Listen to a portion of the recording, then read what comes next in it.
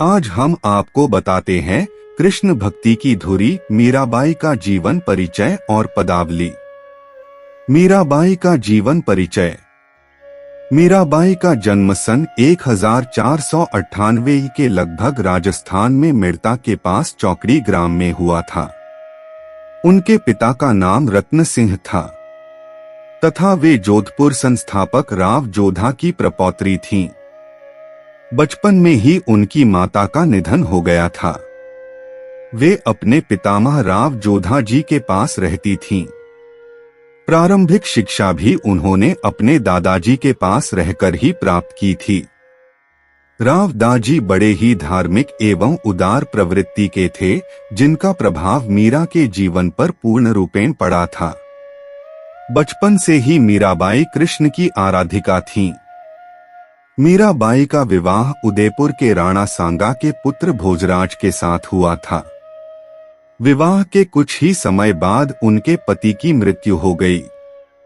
इसके पश्चात इनकी भक्ति दिन प्रतिदिन बढ़ती गई।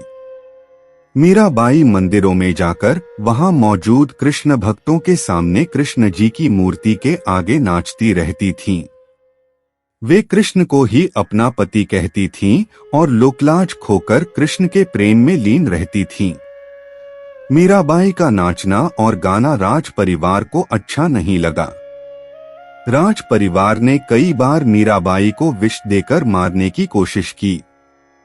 अंततः परेशान होकर मीराबाई पहले वृंदावन और फिर द्वारका की ओर चली गई। मीरा की मृत्यु द्वारका में सन 1546 ई के आसपास मानी जाती है। साहित्यिक परिचय। मीराबाई बचपन से ही कृष्ण की भक्त थीं। गोपियों की भांति मीरा माधुर्य भाव से कृष्ण की उपासना करती थीं। मीराबाई की अधिकांश रचनाएं उनके कृष्ण प्रेम से ओतप्रोत हैं। बचपन से ही अपना अधिक समय संत महात्माओं के सत्संग में व्यतीत करती थीं। मंदिर में जाकर अपने आराध्य की प्रतिमा के समक्ष मीराबाई आनंद विह्वल होकर नृत्य करती थीं। उनका इस प्रकार का व्यवहार उदयपुर की राजमर्यादा के प्रतिकूल था। परिवार के लोग उनसे रुष्ट रहते थे। मीरा के लिए कृष्ण भ्रम नहीं हकीकत थे।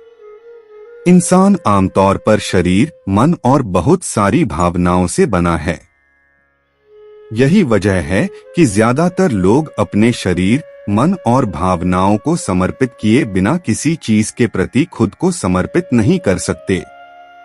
विवाह का मतलब यही है कि आप एक इंसान के लिए अपनी हर चीज समर्पित कर दें, अपना शरीर, अपना मन और अपनी भावनाएं।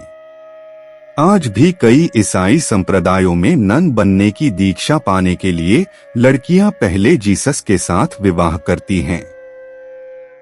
कुछ लोगों के लिए यह समर्पण शरीर, मन और भावनाओं के परे एक ऐसे धरातल पर पहुंच गया जो बिल्कुल अलग था, जहां यह उनके लिए परम सत्य बन गया था।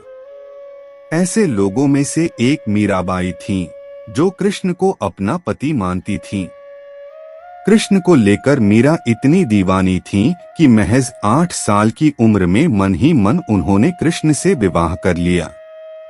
उनके भावों की तीव्रता इतनी गहन थी कि कृष्ण उनके लिए सच्चाई बन गए।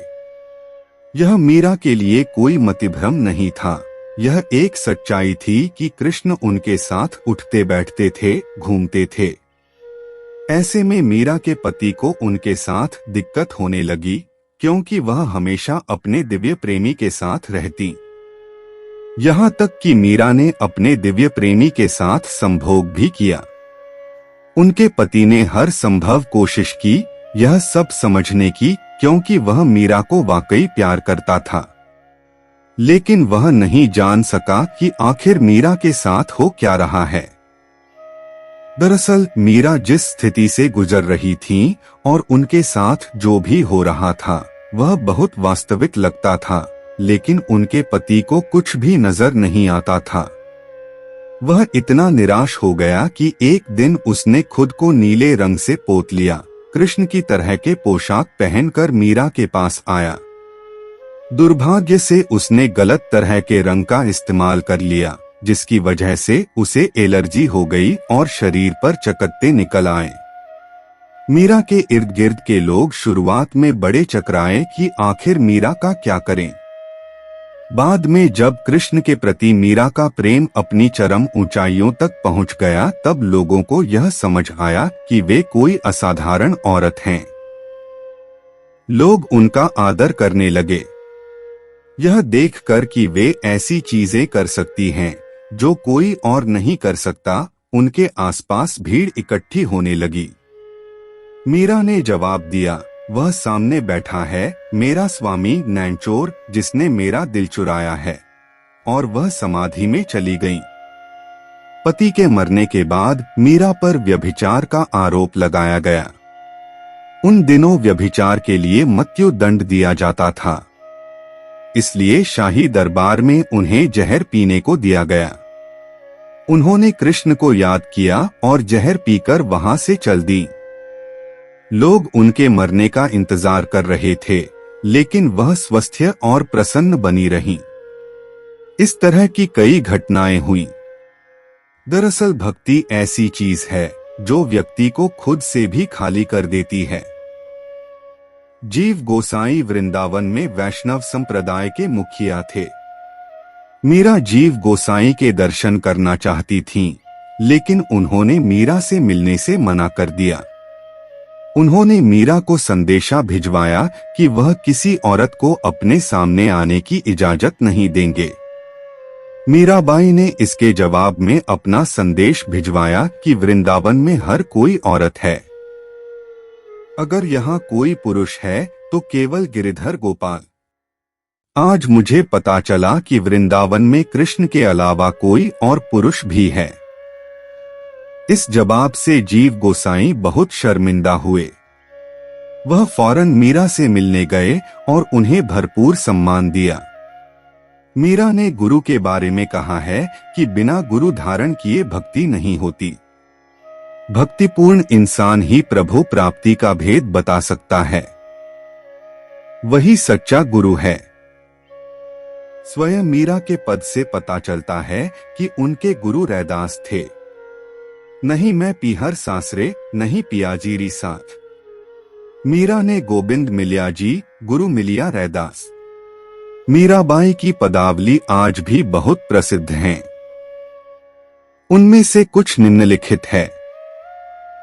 पहली पदावली, बसो मेरे नैनन में नंदलाल, मोर मुकुट मकराकृत कुंडल, अरुण तिलक दिए भाल, मोहनी मूर्ति सावरी सूरती, नैना बने बिसाल, अधर सुधारस मुरली राजत, उर बैजंती माल, क्षुद्र घंटिका कटितट शोभित, नूपुर सबद रसाल, मीरा प्रभु संतन सुखदाई, भक्त बछल गोपाल।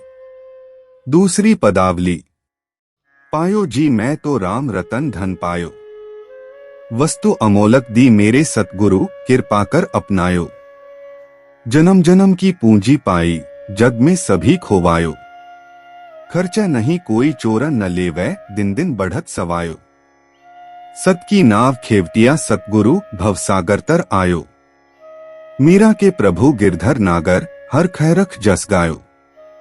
तीसरी पदावली, मेरे तो गिरधर गोपाल, दूसरो न कोई, जाके सिर मोर मुकुट, मेरो पति सोई, तात मात भ्रात बंधु, आपनो न कोई, छाड़ी दई कुल की कानी, कहाँ करी है कोई, संतन ढिंग बैठी बैठी, लोकलाज खोई, असुवन जल सींच सींची, प्रेम बेली बोई, अब तो बेल फैल गई, आनंद फल होई, भक्ति देखी राजी हुई, जगत देखी रोई, दासी मीरा लाल गिरधर, तारो अब मोई।